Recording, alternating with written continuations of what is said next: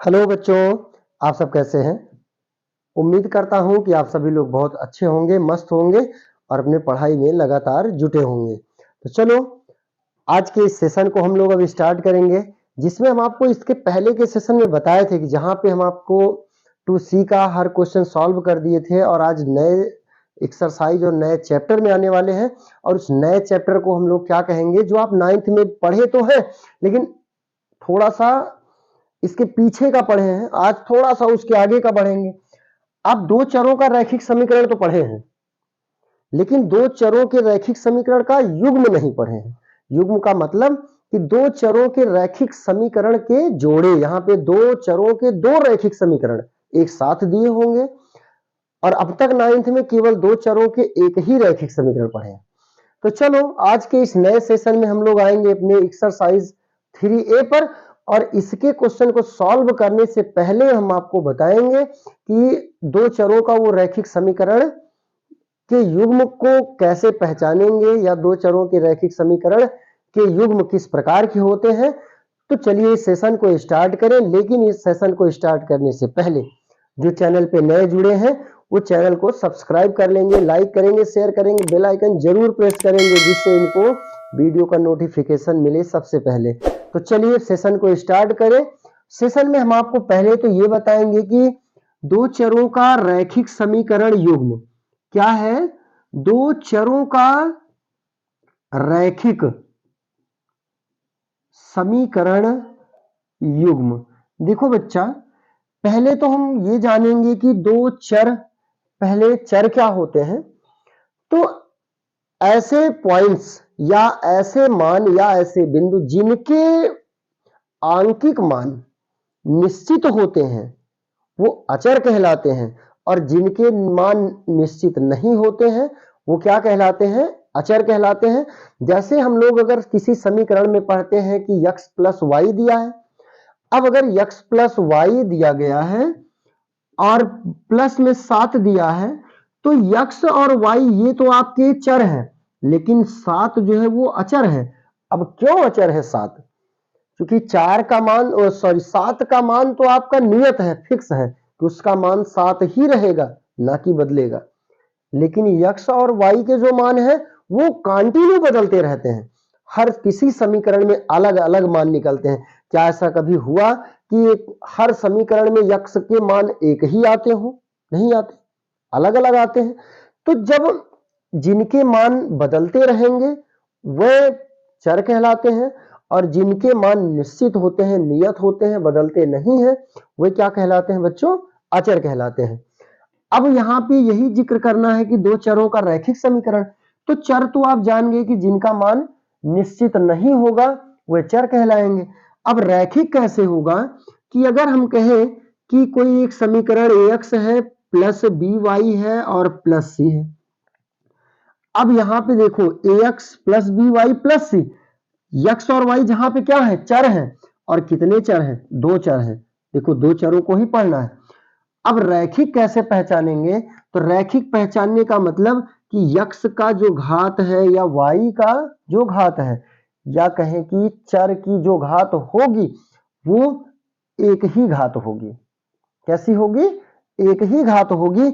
अगर एक से ज्यादा घात ना हो तब वो रैखिक कहलाएंगे, अगर दो घात हो गया तो दो घात कहलाएंगे। तो आप दोनों पहचान सकते हैं कि चर किसको कहेंगे और चरों को, यानी चर के रैखिक समीकरण किसको कहेंगे, जिनमें चर की घात क्या हो, एक होगी, वो रैखिक कहलाएगा। अब आएंगे कि युग्म कह रहा है, तो अगर युग्म का मतलब जोड़ा, दो दो होने चाहिए।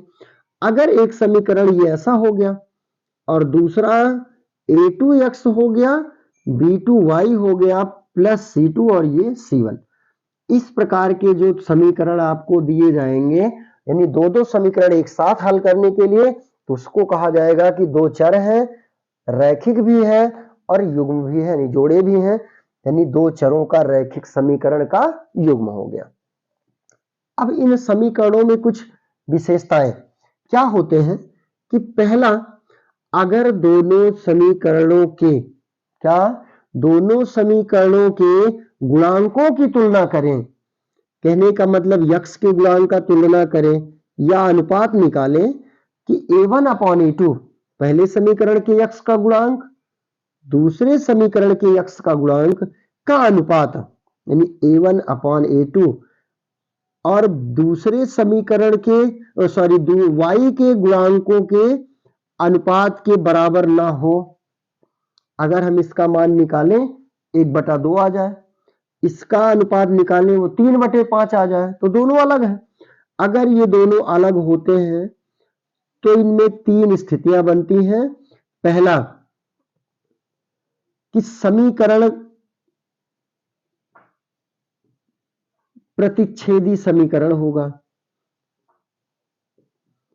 पहला तो दोनों समीकरणों को हम क्या कहेंगे कि प्रतिच्छेदी समीकरण है। एक तो ये कह सकते हैं, दूसरा कह सकते हैं कि समीकरण का अद्वितीय हल है। समीकरण का क्या है? अद्वितीय हल है। अद्वितीय हल है। अद्वितीय हल का मतलब कि उसमें x और y का केवल एक ही मान है। और तीसरा संगत समीकरण है।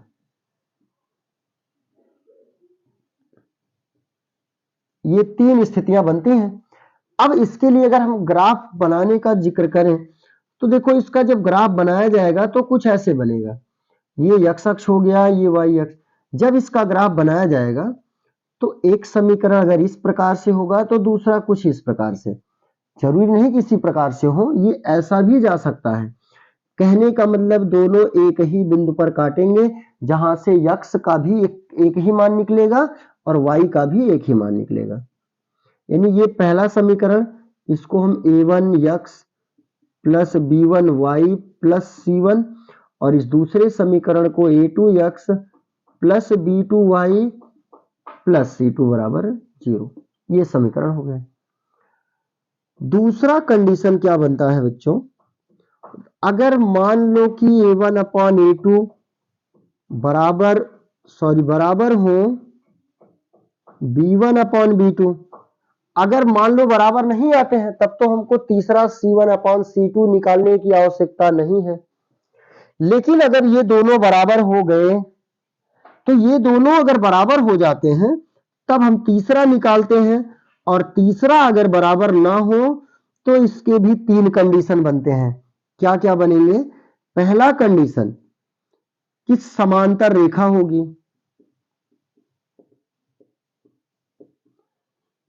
समांतर रेखा है, यानी दोनों रेखाएं, दोनों समीकरण कैसे होंगे? समांतर होंगे। दूसरा, तब इसका कोई हल नहीं होगा। कोई हल नहीं होगा। अब जब दोनों रेखाएं समांतर हो जाएंगी, ये तो पहले का ग्राफ था, अभी दूसरे का हम बना के आपको दिखाते हैं। और जब समांतर हो गया तो जब दोनों रेखाएं एक दूसरे को प्रतिच्छेद नहीं करेंगी तो x और y का मान भी नहीं निकलेगा, इसलिए उसका कोई हल नहीं होगा। और तीसरा, जब उसका कोई हल नहीं होगा तो असंगत समीकरण होगा। तो समीकरण कैसा होगा? असंगत समीकरण है।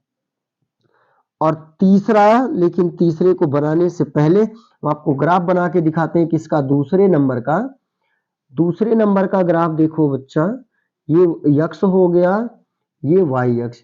यानी अगर एक रेखा इस प्रकार से जाएगी तो दूसरी रेखा कुछ ऐसे चली जाएगी जहां पे दोनों एक दूसरे को प्रतिच्छेद नहीं करेंगी। यानी एक रेखा ये हो गया कि a1x plus b1y plus c1, और दूसरी रेखा क्या है? a2x plus b2y plus c2 बराबर 0। तो ये दोनों रेखाएं एक दूसरे को प्रतिच्छेद नहीं करेंगी, और जब दोनों रेखाएं एक दूसरे को प्रतिच्छेद नहीं करेंगी, काटेंगी नहीं, तो यहां से x और y का कोई भी मान नहीं निकलेगा। तीसरा कंडीशन, तीसरे में अगर हम जब अनुपात को निकालते हैं तो a1 upon a2, b1 upon b2 और तीसरा c1 अपॉन c2 तीनों बराबर अगर हो जाते हैं, तब पहला कंडीशन ये बनता है कि रेखाएं कैसी होंगी? जैसे यहां पे प्रतिच्छेदी बना, समांतर बना, तो ये जो बनता है वो संपाती होता है। क्या कहते हैं इसको बच्चों? संपाती रेखा है। दूसरा क्या बनता है, या दूसरा हम क्या कह सकते हैं कि अनंत हल होंगे। अब अनंत हल होंगे क्यों होंगे अभी बताते हैं आपको। और तीसरा, जब इसका हल बनेगा तो इसका मतलब ये दोनों रेखाएं कैसी होंगी? संगत समीकरण है। अब देखो इसका ग्राफ कैसे बनाते हैं। तीसरे नंबर का ग्राफ, जब ये x हो गया, ये y अक्ष, संपाती होने का मतलब कि जब कोई रेखा खींची जाएगी तो दूसरी रेखा भी इसी रेखा के ऊपर होकर जाएगी। सेम ये रेखा ऐसे गई, दूसरी वाली भी ऐसे ही इसके ऊपर होकर जाएगी ना, एक दूसरे के ऊपर होकर के जाएगी, नहीं इसको स्पर्श करते हुए जाएगी। और जब एक दूसरे को स्पर्श करेंगे तो दोनों रेखाएं एक दूसरे को अनंत बिंदुओं पर काटेंगी। जब अनंत बिंदुओं पर स्पर्श करेंगी तो अनंत बिंदुओं पर प्रतिच्छेद भी करेंगे। इसलिए इसके कितने हल बनते हैं? अनंत हल बनते हैं। तो पहला समीकरण ये हो गया, और दूसरा समीकरण a2x plus b2y plus c2 बराबर 0 होगा। तो तीन कंडीशन इस समीकरणों में होते हैं जो आपको जरूरत तो नहीं पड़ेंगे, क्योंकि अभी तक ये सिलेबस में था लेकिन अब सिलेबस में नहीं है। लेकिन इन चीजों को आपको जानना जरूरी है, क्योंकि तभी आप समझ सकते हैं कि दोनों रेखाएं प्रतिच्छेद कर रही हैं कि समांतर रेखा है या एक दूसरे के संपाती रेखा है। तो चलिए अब इसके बाद हम अपने सेशन को स्टार्ट करते हैं, जिनमें एक्सरसाइज 3A को पढ़ा जाएगा। अब लेकिन 3A में भी देखो समीकरणों को हल करना है, तो हम आपको बताते हैं कि समीकरण को कैसे हल करते हैं।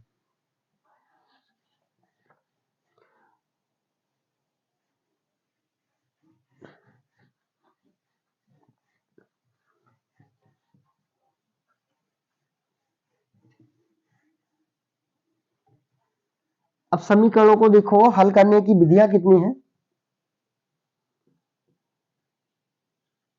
समीकरण हल करने की विधि, समीकरण हल करने की विधि कितनी विधियां हैं बच्चों? देखो है तो 4 विधियां। पहली विधि क्या है? पहली विधि है ग्राफीय विधि, जिसमें आप ग्राफ के द्वारा इसको हल करके x और y का मान निकालते हैं। दूसरी विधि है विलोपन विधि, विलोपन विधि। और तीसरी विधि देखो बच्चों क्या है? प्रतिस्थापन विधि है। क्या है तीसरी विधि? प्रतिस्थापन विधि। और चौथी विधि आपका क्या है? वज्र गुणन विधि, वज्र गुणन विधि। जिसमें से ये 4 विधियां हैं, जिसमें से आपको केवल 2 विधियां पढ़नी है। कौन कौन सी? एक पढ़नी है विलोपन विधि और दूसरी क्या पढ़नी है? प्रतिस्थापन विधि। वज्र और ग्राफीय, ग्राफीय विधि और वज्र गुणन विधि ये दोनों आपके सिलेबस से हटा दिए गए हैं। तो चलो अब हम लोग एक्सरसाइज 3A पढ़ेंगे, जिसमें आपको कौन सी विधि पहले पढ़नी है? विलोपन विधि पढ़नी है। अब विलोपन विधि से हम आपको क्वेश्चन बताते हैं, जिनमें स्टार्ट के 3 क्वेश्चन आपको विलोपित भी नहीं करना है तो रिलेटिव उससे, लेकिन ये विलोपन विधि से समीकरण को हल करना नहीं है। ये है 9th में जो आप पढ़ते आए हैं, 9th में जो आप पढ़े हैं कि रैखिक समीकरण के हल निकालना, वही 3 क्वेश्चन आप आज पढ़ेंगे। तो चलो पहला क्वेश्चन देखते हैं। एक्सरसाइज 3A का पहला क्वेश्चन। पहला क्वेश्चन कह रहा है कि समीकरण 7x धन 2y बराबर है 22, 7x धन 2y बराबर 22 में यदि y बराबर 1/2 है तो x का मान ज्ञात कीजिए। अब कह रहा है कि y का मान कितना है? 1/2 है। तो y का मान हम कितना रख दें? 1/2 रख दें। तो y का मान y बराबर 1/2 रखने पर तो 7x धन 2, y का मान कितना रखना है बच्चों? 1/2। तो 1/2 रखेंगे, बराबर में क्या है? 22। 2 से ये 2 कटेगा, बचा कितना? यहाँ पे 1 बचा और बराबर 22 है। तो 7x बराबर 1 का पक्षांतर इधर करेंगे तो क्या बनेगा, माइनस में 1 आएगा। या 7x बराबर 22 में से जब 1 घटाएंगे तो क्या आएगा बच्चों, 21 आएगा। या यक्स का मान जब निकालेंगे तो 21 और इस 7 का पक्षांतर इधर आके बटे में आएगा। 7 एकम 7, 7 तिया 21, तो यक्स का मान कितना हो जाएगा, 3 हो जाएगा। दूसरा क्वेश्चन सेम इसी टाइप का दूसरा क्वेश्चन देखो। दूसरा क्वेश्चन कह रहा है कि हल कीजिए। क्या हल कीजिए कि 2x प्लस 3y बराबर में 7 समीकरण दे दिया, हम इसको मान लेते हैं समीकरण 1। फिर दूसरा दिया है कि y प्लस 3 बराबर क्या है, 0 है। तो यहां से हम y बराबर अगर निकालें, देखो 3 को इधर पक्षांतर करेंगे तो क्या आएगा बच्चों, माइनस में 3 आएगा। तो y बराबर -3 रखने पर कहां रखेंगे, समीकरण 1 में रखेंगे। तो ये हो गया 2x धन 3 और y की जगह पे कितना रखना है, -3 रखना है। तो यहाँ पे -3 रखेंगे गुणे में और बराबर में है 7। तो 2x और 3 का गुणा करेंगे तो 3 तिया 9 और बराबर 7। तो 9 का जब पक्षांतर करेंगे देखो तो 9 तो इधर जाएगा, क्या बनेगा, इधर तो माइनस दिया है, पक्षांतर करेंगे तो इधर जाके प्लस बनेगा। तो 2x बराबर क्या आएगा, 9 और 7 16। या x बराबर निकालेंगे तो 2 इधर आके बटे में आएगा, 2 एकम 2, 2 अट्ठे 16। तो x का मान कितना आ जाएगा बच्चों, 8 आ जाएगा। अब इस सेशन के लास्ट और तीसरे क्वेश्चन पे आएंगे। तीसरा क्वेश्चन है कि 1/x plus 5/y is equal to 3 में x बराबर 2 हो तो y का मान ज्ञात कीजिए। तो पहले तो समीकरण लिखते हैं कि 1/x 5/y is equal to 3। तो x का मान कितना है, 2 है। तो x बराबर 2 रखने पर, अब जब यहाँ पे x बराबर 2 रखेंगे तो कितना बना, 1/2 बना। प्लस में 5/y है बराबर में 3। इस 1/2 का पक्षांतर, जब 1/2 का पक्षांतर करेंगे, देखो बच्चों ये 1/2 इधर आके क्या बनेगा, माइनस में आएगा। या 5/y बराबर, अभी घटाने के लिए हम क्या करते हैं, हर बराबर करते हैं। तो इसका हर बराबर करें, 2 से 3 में गुणा करेंगे 2 तिया 6, 1 से 1 में गुणा करेंगे 1 और इन दोनों का गुणा 2 एकम 2 हो गया। या कहें कि 5/y और बराबर इधर 6 से जब 1 को माइनस करेंगे तो क्या आएगा, 5 आएगा, बटे में 2 आएगा। क्रॉस गुणा, देखो तिर्यक गुणा करेंगे तो y में 5 से गुणा करेंगे 5y और इन दोनों का गुणा 2 पंचे 10 होगा।